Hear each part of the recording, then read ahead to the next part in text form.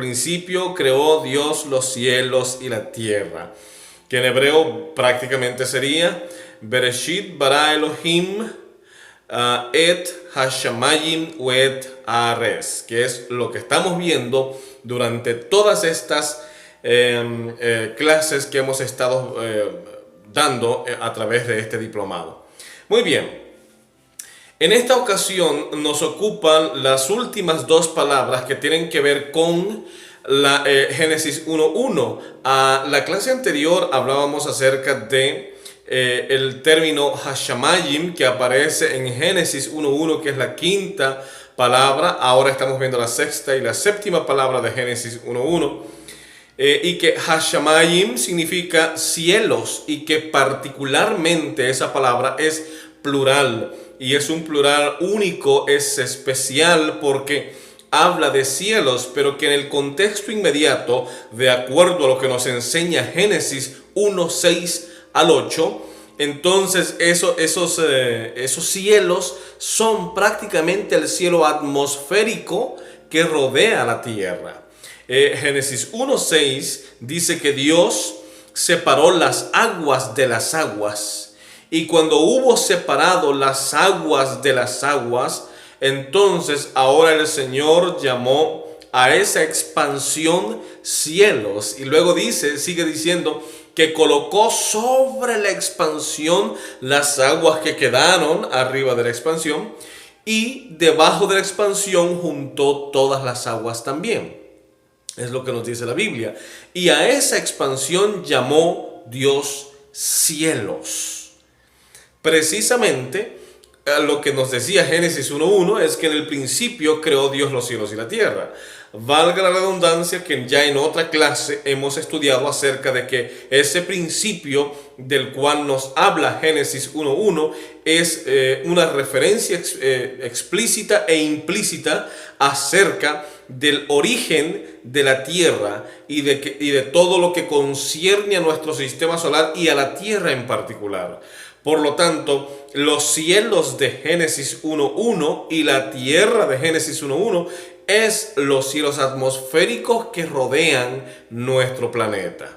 Muy bien, ahora encontramos aquí en la sexta palabra, que es prácticamente una repetición, es uet, que sería en este caso una aleph y una Tav de nuevo. Sin embargo, es una conjunción, lo que conocemos en español como una preposición que está uniendo dos palabras. Es el puente, el enlace gramatical que hay entre una palabra y la otra palabra. Es una preposición, algo que está enlazando, sirviendo de puente en el sentido fonético de la expresión misma del término. Por lo tanto, a la clase anterior hablábamos de que Dios creó los cielos, pero entonces ahora la conjunción nos hace entender que no solamente los cielos Dios creó, sino que tiene que ver esa creación de los cielos en particular con el objeto directo, que es el complemento de la expresión, que en este sentido sería la tierra. Dice el texto, en el principio creó Dios los cielos, pero luego la preposición y nos dice, y que no solamente los cielos, sino que también la tierra. Por lo tanto, esos cielos mencionados allí deben entenderse en el contexto inmediato de la tierra, que por fin es el objeto directo de la expresión de Génesis 1.1. Muy bien. Valga la redundancia decir que la expresión de Génesis 1.1, el sujeto es Dios.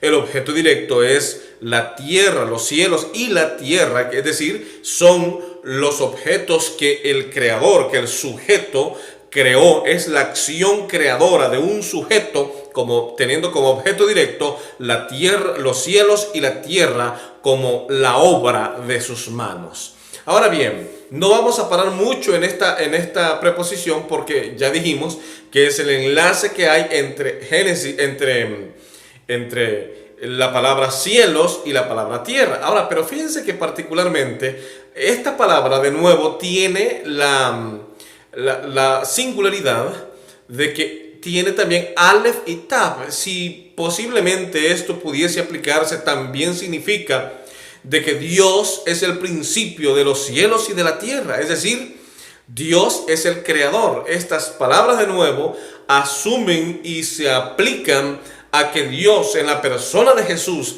estaba llevando a cabo la creación como el primero, el último, el alfa y la omega, el que es, el que era y el que ha de venir, es el todopoderoso, el que estaba llevando a cabo la creación de los cielos y de la tierra. Ahora bien, como ya hemos explicado, la palabra Haares significa la tierra.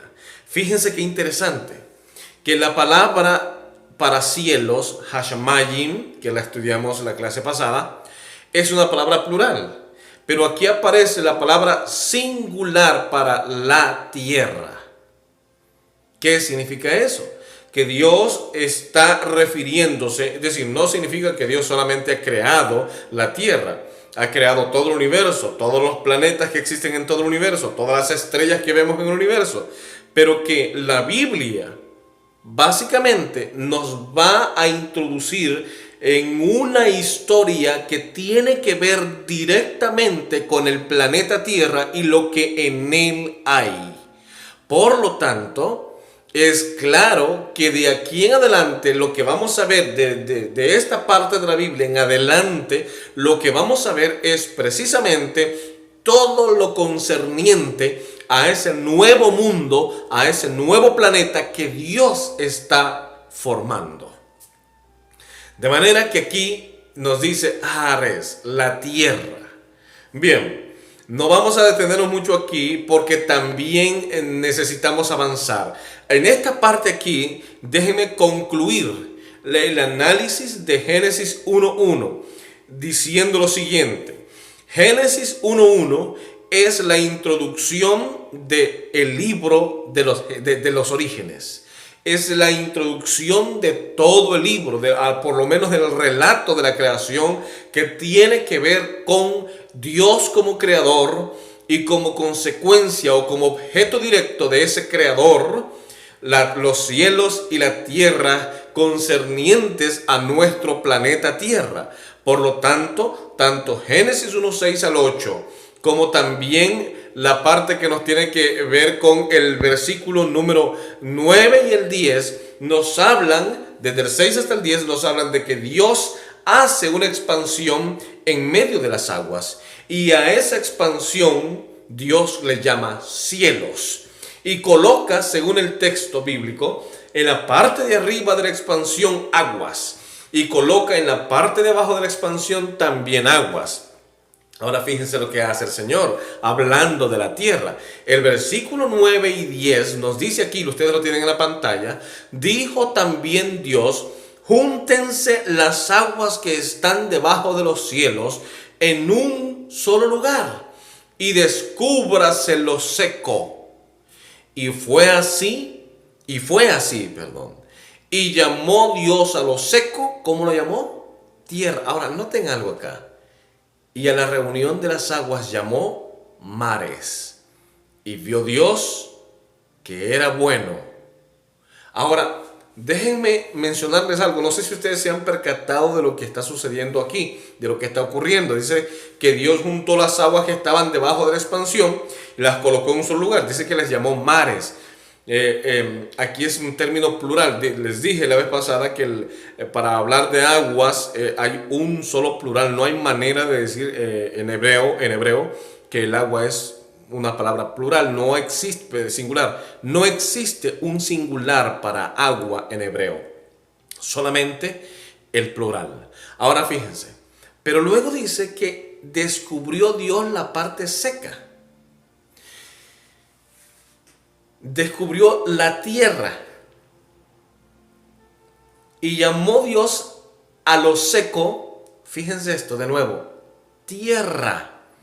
Está hablando en un sentido singular y ahora no está hablando de un planeta, está hablando de la parte seca dentro de un planeta que apenas está comenzando a formarlo. Lo que debo decir es que aquí entre líneas podemos ver que lo que está descubriendo Dios es una especie de supercontinente. Y en este sentido, la ciencia y también la Biblia coinciden de algún modo en el que en primera instancia Dios creó una tierra distinta a como la conocemos ahora.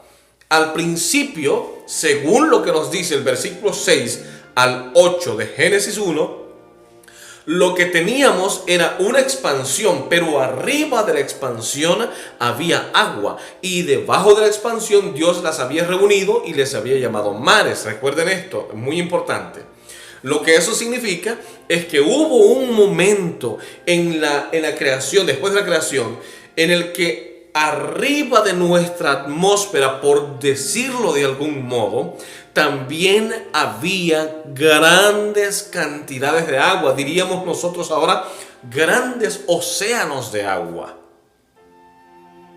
Ahora, esto es lo que los científicos no han tomado en cuenta a la hora de hacer experimentos de carbono 14, a la hora de hacer otro tipo de experimentos. ¿Por qué razón? Porque no hay manera de lograr adecuar las condiciones ambientales según lo narrado por la Biblia para poder ejercer un tipo de ese tipo de experimentos.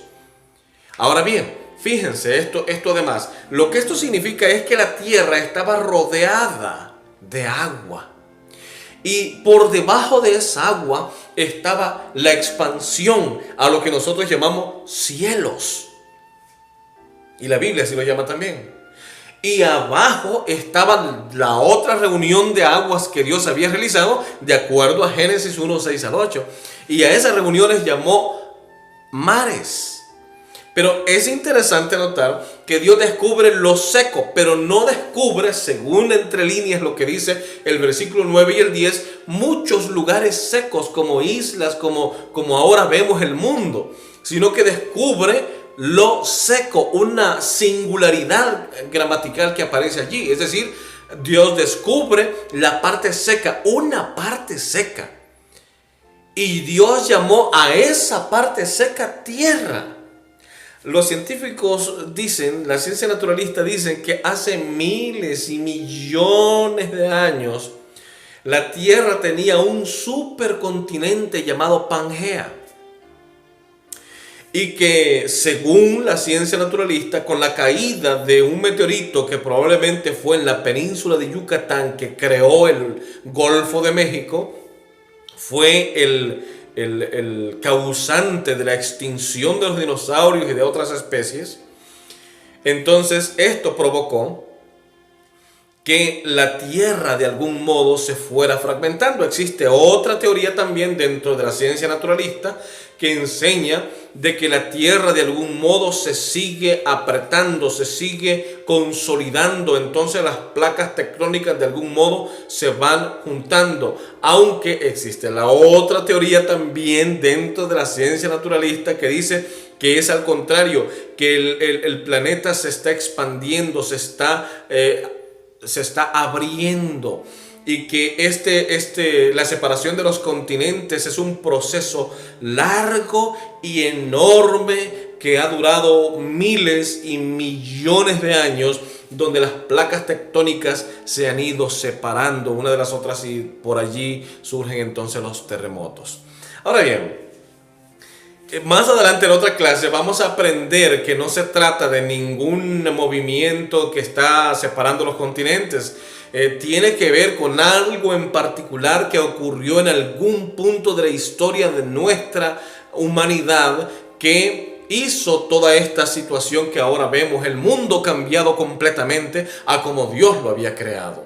Es más, en la misma creación no vemos lluvia por ningún lado. Más adelante en el relato de la creación, en el capítulo 2, encontramos que no había lluvia porque desde la tierra subía un vapor que regaba todas las plantas que Dios había creado.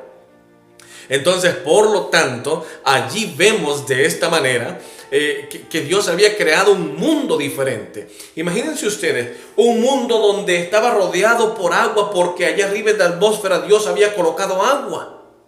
Esto permitía una especie de efecto invernadero, muy diferente al efecto invernadero que nosotros conocemos ahora, pero que permitía de algún modo la igualdad de temperatura en cualquier parte del planeta. Lo que esto significa que no había necesidad de un polo congelado y del otro polo sur congelado, sino que había uniformidad de temperatura en todo el planeta.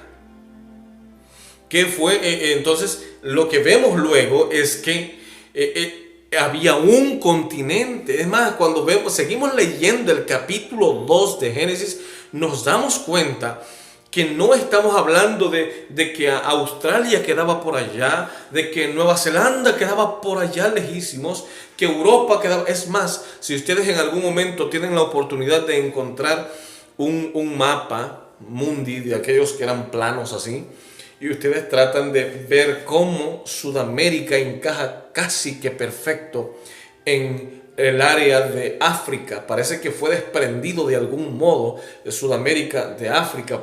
Y vamos ordenando. De hecho, había un juego así que alguna vez yo tuve acceso a eso, en donde si usted va ordenando cada parte del mundo, llega inevitablemente a la conclusión de que algún momento, en algún punto de nuestra historia, el mundo, el planeta, estaba unido en un continente, en un solo continente. Dios es un Dios de orden. Dios no pudo haber hecho islitas por aquí, islitas por allá y todo separado. Dios creó un planeta con un supercontinente, y que algo ocurrió, y eso lo vamos a ver en otra clase, que todo eso se desmoronó. El orden perfecto que Dios había establecido en la creación fue destruido. Fue destruido porque así sucedieron algunos acontecimientos después, algún tiempo después de la creación. Pero no quiero yo adelantarme a esos detalles, porque eso lo vamos a conocer en la siguiente clase posiblemente, o en alguna de las siguientes clases. Quiero decirles entonces que entre líneas podemos ver que dice que Dios descubrió la parte seca. No dice muchos puntos secos. Y luego así fue, dice, y llamó Dios a esa parte seca, la llamó tierra, y a la reunión de las aguas llamó mares, y vio Dios que era bueno.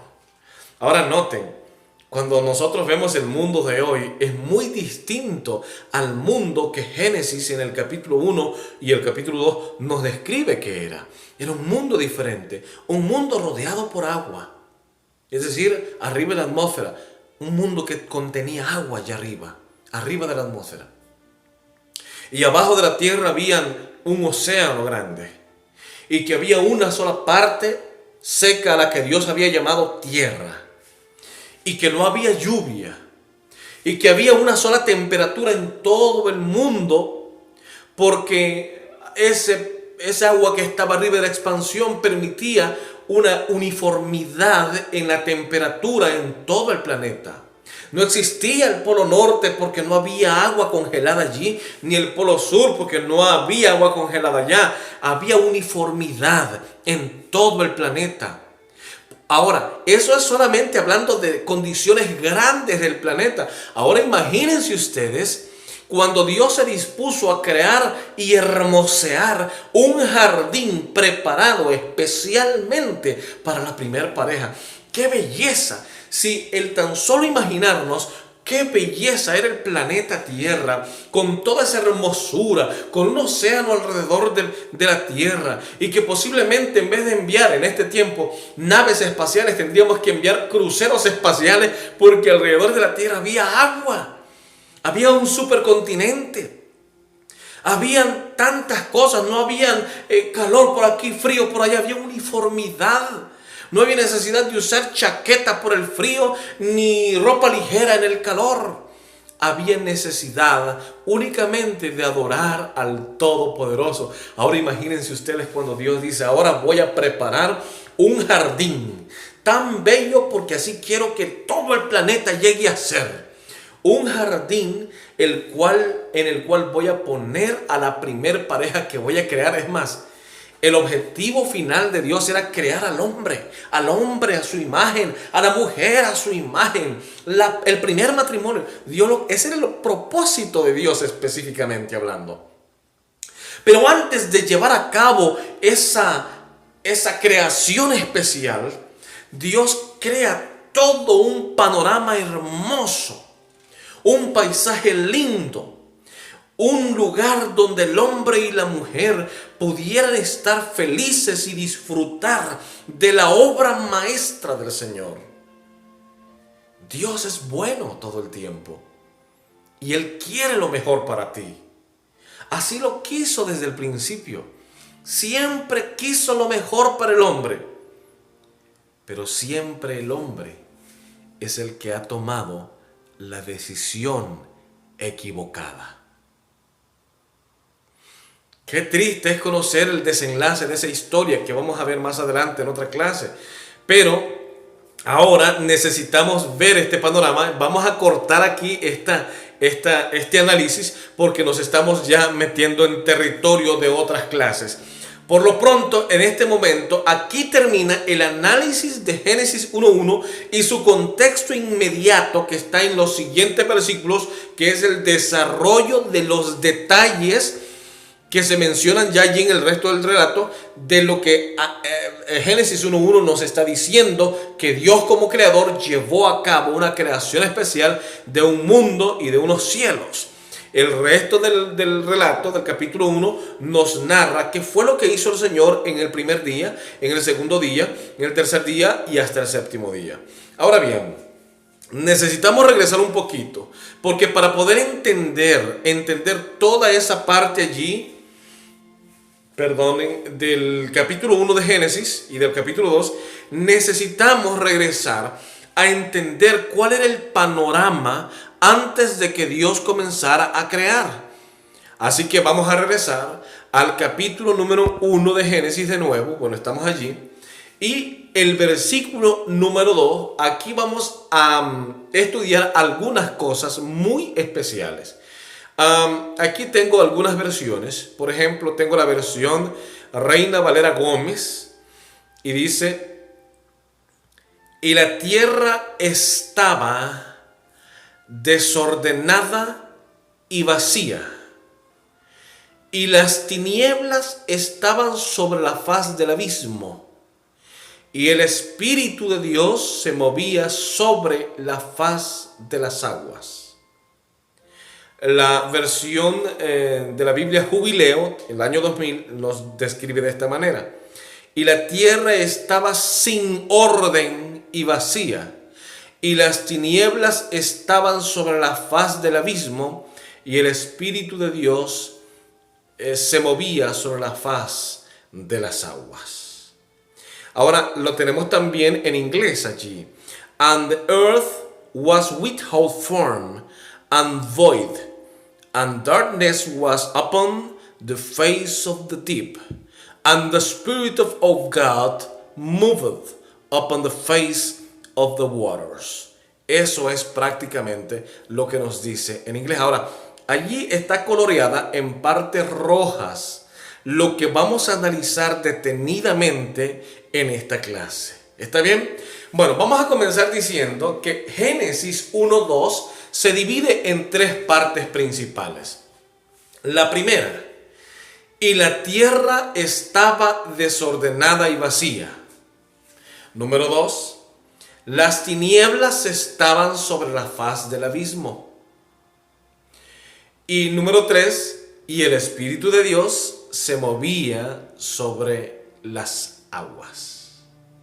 Ahora bien, vamos a detenernos aquí realmente porque algunas palabras de algún modo han sido tomadas y mal entendidas. Ahora note muy bien, el propósito de Moisés en este versículo es destacar cuáles eran las condiciones que reinaban en el cosmos cuando la creación no había sido comenzada por el Señor.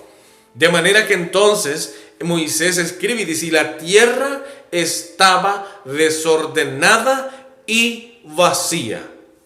Y muchos toman esta palabrita que dice estaba como decir, bueno, es que en algún momento hubo orden, pero llegó a estar desordenada. Es decir, desorden solamente puede responder, según algunos estudiosos, a que en algún momento hubo un orden.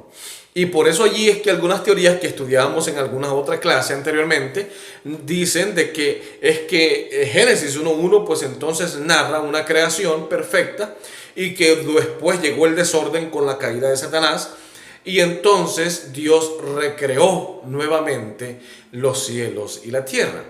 Ahora bien, eso precisamente no es un argumento confiable ni muy viable, por decirlo de esta manera.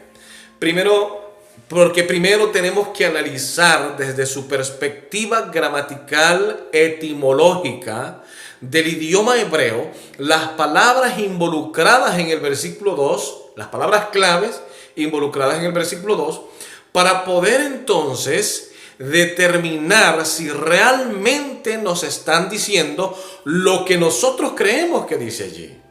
Dicho sea de paso, hubo muchas palabras del idioma hebreo que no se tradujeron al español precisamente por la falta de un significado preciso. En algún momento les expliqué que el idioma hebreo pues es un idioma en el que es muy técnico, entonces las palabras tienden en español a tener varios sinónimos.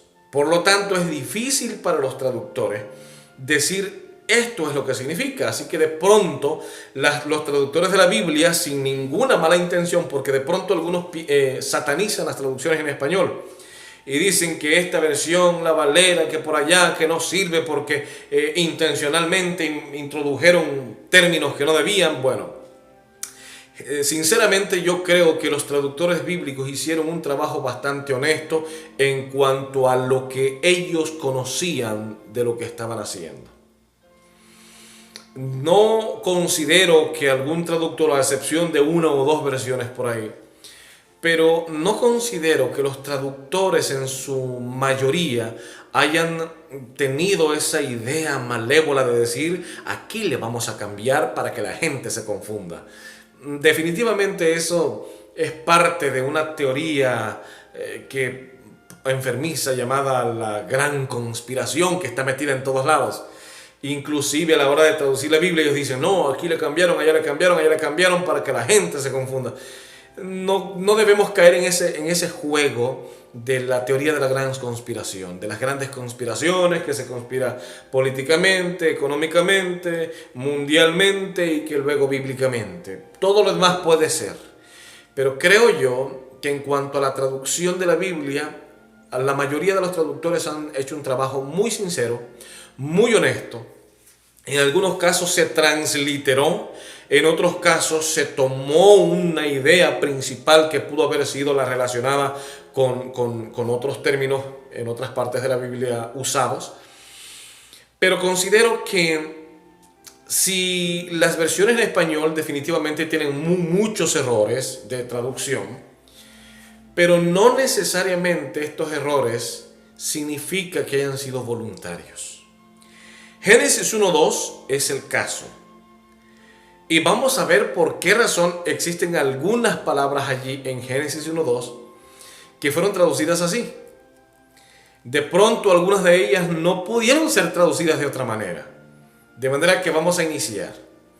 Génesis 1.2 dice, y la tierra, y tres partes les dije, y la tierra estaba desordenada y vacía. Cuando hablamos de desorden, debemos de entenderlo en el sentido de sin orden, o sea, no hay un orden. Luego vamos a ir al hebreo. Y luego dice que estaba vacía. ¿Qué entendemos nosotros por vacía? ¿Qué era lo que había entonces si estaba vacía? A veces nosotros usamos, entendemos estos conceptos y son muy idiomáticos. Decimos esta botella puede estar vacía, cuando la realidad es que esa botella no está vacía. Puede ser que esté vacía del líquido que usted quiere que tenga, pero en realidad la botella no está vacía. O un recipiente con agua, dicen, bueno, está vacía porque no tiene agua. Bueno, está vacía de agua, pero en realidad el recipiente no está vacía, no está vacío. En ese sentido debemos entender lo que el texto nos dice. Cuando la Biblia dice que estaba vacía, debemos entender el término vacío o vacía en el sentido de que había absolutamente ausencia de todo. Así que vamos a ir por partes. Vamos a analizar la primera parte de Génesis 1:2 en este momento. Vean lo que nos dice allí y déjenme mover un poquito la imagen para tener completo el panorama. Vean lo que dice allí. Recuerden que el hebreo se traduce o más bien se lee de derecha a izquierda. Y dice allí, yo se los voy a ir traduciendo en español. Dice, y la tierra, Wehares, que sería en hebreo, estaba, Hayetá, Tohu o without form, que es la traducción en inglés, sin forma, y ahí se la voy yo encerrando, ahí les encerré las palabras en rojito para que vean cuáles son las que estamos analizando. Estaba, fíjense la palabra estaba. Es un pretérito imperfecto. ¿Qué significa esto? Que estaba en una forma continua de estar. Por ejemplo, si usted se va 10 años hacia el pasado, la situación sigue siendo de la misma manera, estaba. Si sigue usted hacia atrás unos 100 años más, la situación sigue en la misma forma, estaba. O un millón de años hacia atrás, sigue estando de la misma manera, estaba. Es decir, la palabra estaba es una acción no terminada. Estaba estando. Es una forma de estar continuamente en ese estado. Por lo tanto dice, y la tierra estaba. Una forma continua de estar. Al contrario de cómo lo interpretan algunas teorías de que llegó a estar, el término en español, tanto en hebreo también, es muy específico. Dice estaba. La tierra, el lugar donde estaba la tierra, estaba en una forma de estar sin forma. Estaba continuamente sin forma. No hubo un momento antes en el pasado que tuvo forma, en otras palabras. Estuvo siempre así, sin forma. Ahora bien, esto no significa que Dios llegó, creó la materia, luego se fue y después regresó. No, quiere decir que allí nunca hubo una forma, porque siempre estuvo sin forma. Bien, vamos a ver la segunda palabra que tenemos allí, que es without form, o que sería tohu. La palabra tohu significa sin forma. En inglés es without form, que quiere decir fuera de forma alguna. Es decir, no había forma de nada. No había forma de nada. Es decir, no había forma. Estaba sin forma. Ahora, la siguiente palabra es wabohu, lo que los especialistas llaman el tohu bohu. En este caso es wabohu, que quiere decir en inglés and void. Fíjense que la palabra normal sería empty, que quiere decir vacío, pero el empty está hablando de un recipiente vacío. El void está hablando de la ausencia de todo. Cuando yo les digo que un recipiente está vacío de agua, pero está lleno de aire y el aire tiene su peso, de manera que también es materia. Por lo tanto, cuando dice el texto que no había nada, que había completo vacío, es que no había materia. No había ausencia de absolutamente todo. Cuando hablamos vacío, es vacío absoluto. No había materia, no había absolutamente nada. Por esa razón no había forma de nada, porque no había nada. ¿Lo vamos entendiendo ahora? En otras palabras, estaba sin forma, estaba desordenada. ¿Ve cómo fue traducida en español? Estaba desordenada. En realidad, una traducción más clara y más propia para esa palabra sería: estaba sin forma, porque no tenía ninguna forma. ¿Por qué? Porque no había nada, había ausencia de todo. Ahora lo comprendemos un poco mejor. Ahora, luego dice la segunda parte de Génesis 1:2, y las tinieblas, Wahosek, que quiere decir las tinieblas. Ahora fíjense en este sentido.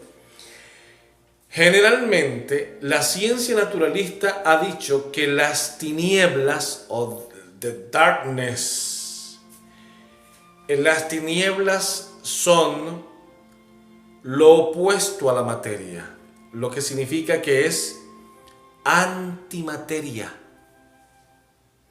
¿Qué fue lo primero que creó Dios? Luz. ¿Qué significa eso? La luz es materia. ¿Cómo que materia? Sí, señor. La luz, hay espectógrafos, se llaman esos aparatos, que son los que se encargan de estudiar la luz. La luz se divide, ustedes han escuchado los rayos gamma, los ultravioletas, es decir, la luz se divide en diferentes partes, diferentes colores, diferentes propiedades, tiene velocidad, viaja a una velocidad, se puede estudiar porque es una propiedad, es una materia, es materia la luz.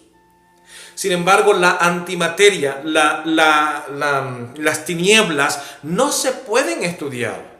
Porque la antimateria o la oscuridad es la ausencia de luz.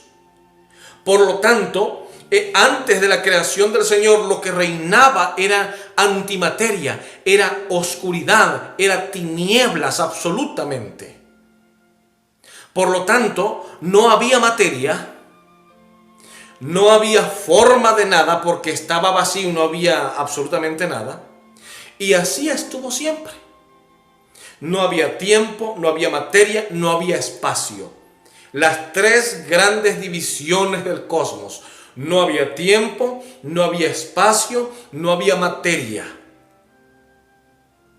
Ahora van notando. Y luego nos dice la otra palabra.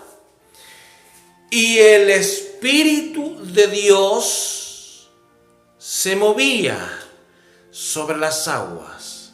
Y aquí viene.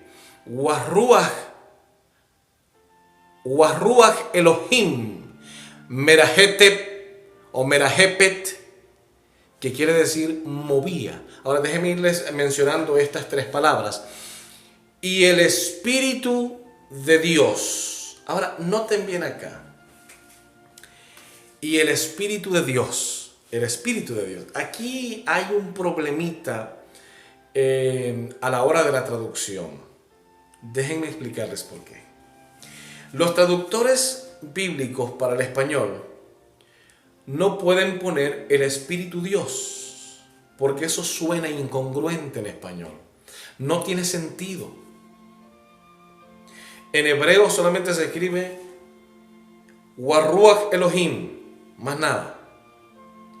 Pero el traductor, para que en el español se le pueda entender, tiene que escribir una preposición que se llama de. Es una preposición de pertenencia. Sin saberlo o sin entenderlo, o de algún modo sin conocer los resultados de esta preposición, automáticamente está asumiendo esa traducción de que el espíritu que está allí le pertenece a alguien. Y por lo tanto, ese espíritu no puede ser alguien, sino que es parte de alguien. Y esa es la concepción teológica que se ha manejado en la gran mayoría de la cristiandad actual. Pero en realidad, la traducción debería ser más o menos así. Y el Espíritu Dios, o puedes ponerlo al revés si tú quieres, o el Dios Espíritu, porque no cambiaría absolutamente nada. El Espíritu Dios o el Dios Espíritu, en este caso, para efectos de traducción, es exactamente lo mismo. ¿Qué significa esto? Significa mucho. Porque voy a ponerte un ejemplo muy sencillo. Vamos a suponer que el Espíritu es la parte que tú llevas por dentro de ti. Digamos que es la voluntad o la fuerza que hay en ti que te mueve a hacer cosas. Pero te voy a decir algo. Si ese espíritu se sale de ti, entonces ya no eres tú, sino que es un espíritu. Y la voluntad no tiene la capacidad creadora ni la fuerza para hacer cosas. En este sentido, lo que vemos en Génesis 1:2 es a un ser creador, es a un ser que tiene la capacidad de crear una voluntad, una fuerza como la electricidad. No tiene la capacidad de crear, no tiene la capacidad de traer algo a la existencia a partir de la nada. Por lo tanto, el espíritu que según Génesis 1:2 se está moviendo es un ser consciente, con capacidad creadora, el Espíritu Dios. En español, el traductor, para que el lector bíblico entienda y haga la conexión de las palabras, debe escribir la preposición de. Es una preposición de pertenencia, es decir, el espíritu de fulano, el espíritu de mengano, el espíritu de Dios. Pero en realidad en el hebreo la preposición desaparece. Por lo tanto es Waruach Elohim, el espíritu Dios, el espíritu todopoderoso, estaba realizando un acto creador. Ahora, ¿por qué decimos que estaba realizando un acto creador? Bien, porque la palabra merahepet significa moverse coordinadamente. Significa se movía con propósito. Es una de las palabras más raras del hebreo que no tiene un significado preciso, pero sí tiene una idea que transmite. Es más o menos como el acto de que un embrión entra al óvulo. Un esperma entra al óvulo de una dama y entonces es fecundado. Pero ese acto de fecundar es el acto de Dios de dar vida a un nuevo ser. Pero ese es un acto de Dios. Ese es un acto de creación. Dios crea la vida. El hombre nada más pone los materiales. De la misma manera, es como cuando decimos, el hombre viene y siembra una semilla. Por ejemplo, cuando era niño sembrábamos frijoles, maíz y ese tipo de cosas. Y cuando nosotros vamos y sembramos un frijol, nosotros lo sembramos. La lluvia cae, Dios manda la lluvia. Pero el acto de que esa semilla germine es un acto de Dios. El hombre no puede hacer que una semilla germine. El hombre puede ponerle tierra buena para que crezca. El hombre puede ponerle agua si quiere. El hombre puede ponerle abono si quiere. Pero el acto de germinar de la semilla es un acto completamente de Dios. Y merahepet es prácticamente, implica e indica eso, como el acto de darle vida en el momento a ese pequeño embrión en la fecundación del óvulo, del esperma y el óvulo de la mujer. En ese acto del comienzo de la vida, ese primer palpitar de una pequeña chispa llamada corazón, es el acto de Dios. Y esa idea de que el espíritu se movía, significa ese mover creando, ese mover dando vida, ese mover iniciando una obra única y exclusivamente de Dios. Por lo tanto dice, sobre la faz de las aguas. Un momento. Pero si acabamos de leer en el versículo 2, que no había nada. Pero la tercera parte del versículo 2 nos dice que sí había algo, habían aguas. Y entonces algunos se confunden. ¿Pero qué pasó allí? ¿Había o no había? Al principio nos dice que había, según el hebreo, no había nada. No había forma de nada, no había materia, no había espacio, no había tiempo. Pero la tercera parte dice que el Espíritu Dios estaba moviéndose sobre las aguas. Entonces, ¿había o no había? Ese merajepet, ese moverse implica un acto creador. Y si ustedes me preguntan qué era lo que estaba realizando el Espíritu de Dios allí, precisamente no lo dice en términos literales, pero entre líneas nos deja ver que el acto que el Espíritu realizaba era un acto creador, un acto de iniciación, un acto de crear algo. Y esa creación de algo eran las mismas aguas en las que Él se estaba moviendo. Por esa razón es que en los versículos 6 al 8 de Génesis 1 no dice, miren qué interesante, dice, y Dios dijo, haya luz y hubo luz. Pero cuando llega al punto de las aguas, Dios no dice, existan las aguas y existieron. No, ¿por qué?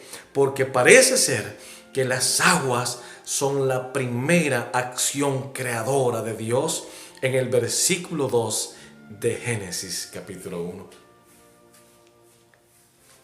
Ahora, ¿van notando despacio esto? Finalmente, el versículo número 2 de Génesis 1 nos habla de que Dios inicia inmediatamente cuando está el caos, inmediatamente cuando ve el vacío, ausencia de todo, no hay materia, no hay tiempo, no hay espacio. Entonces Dios comienza su acto creador a partir de su mover creador en medio de las aguas. Luego el versículo 3 nos dice, y dijo Dios, haya luz, y vino la materia. Y Dios comienza a partir entonces ya de la existencia de la materia que en ese momento está creando, a crear lo que comienza en el versículo 2, dice, y Dios, el segundo acto creador después de que las aguas existen y la materia existe, Dios dice, haya expansión y existe el cielo. El tercer acto especial que Dios hace, reúne las aguas que quedan arriba de la expansión en un lugar allá, y las aguas se quedan abajo en otro lugar y las llama mares, y a lo seco llamó tierra. El siguiente acto es que Dios llena la tierra con plantas, y entonces el mar lo va llenando de peces, la tierra de animales, y finalmente Dios crea al hombre y a la mujer. Miren qué lindo es el relato de la creación. A partir de la nada, Dios comienza todo. Crea un mundo lleno de amor, de belleza natural. Y se le da en herencia al hombre. Y es el hombre el que le echa a perder. Pero hubo otro hombre que vino a pagar el precio del hombre caído. Y ese hombre es Cristo Jesús. Y Él ha prometido allá en Isaías 65 y 66 crear un mundo nuevo, perfecto, un cielo nuevo, perfecto, un paraíso perfecto. Apocalipsis 21 y 22 nos hablan de una nueva Jerusalén, una ciudad hermosa, 12 puertas, y por las 12 puertas 12 ángeles, 12 columnas, y por allí entran los redimidos al paraíso del Señor. Dios quiere darnos en herencia de nuevo un mundo nuevo, sin pecado, sin dolor, sin tristeza. Pero para eso tenemos que entregarnos a Jesús completamente. Dios te bendiga en esta hora.